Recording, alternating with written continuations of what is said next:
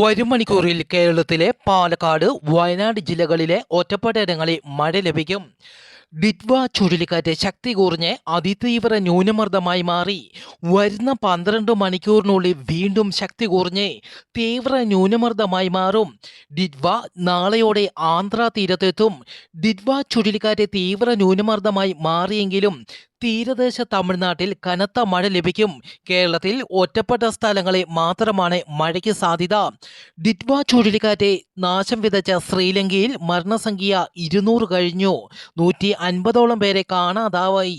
20 ജില്ലകൾ ഇപ്പോഴും വെള്ളത്തിനടിയിലാണ്. രക്ഷാപ്രവർത്തനം തുടരുന്നുണ്ടെങ്കിലും സ്ഥിതി അതീവ ഗുരുതരമായി തുടരുകയാണ്. ഇന്തോനേഷ്യയിലുണ്ടായ പ്രളയത്തിൽ 303 പേർ മരിച്ചു. ജാവ, സുമാത്രയിലുമാണ് പ്രളയം കൂടുതൽ നാശം വിതച്ചത്. 279 പേരെ കാണാതായി. 80,000-ഓളം ജനങ്ങൾ ഇപ്പോഴും ദുരിതാശ്വാസ ക്യാമ്പുകളിലാണ് കഴിയുന്നത്.